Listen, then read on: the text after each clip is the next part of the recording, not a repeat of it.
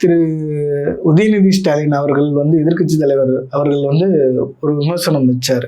என்னன்னா, தாவேகா வந்து வெறும் 65% மக்கள் வந்து தாவேக எதிர்ப்பு மனநிலையில இருக்காங்க அப்படின்ற மாதிரி சொன்னார்.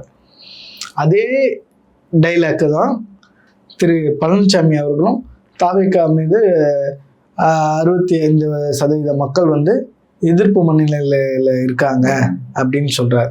இந்த கால்குலேஷனே தப்பு இல்ல. இப்போ எலெக்ஷன் அதுதான். இப்ப என்னன்னா, திமுகவோட மனநிலையும் அதிமுகவோட மனநிலையும் கிட்டத்தட்ட ஒரே இது மாதிரி.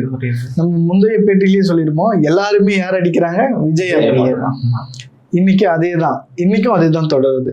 யார வந்து நம்ம பேசணும்னா நமக்கு வந்து பேர், அதாவது நம்ம பேர் வெளியே ரீச் ஆகும்ன்ற மாதிரி நினைக்கிறாங்க. ஒண்ணு.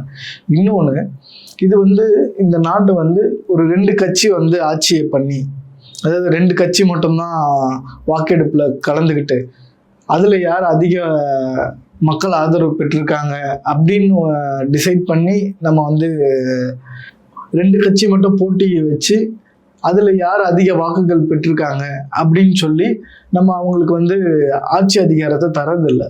நம்ம ஜனநாயக நாடுல எத்தனை கட்சி வேணாமானாலும் போட்டியில் இருக்கலாம்.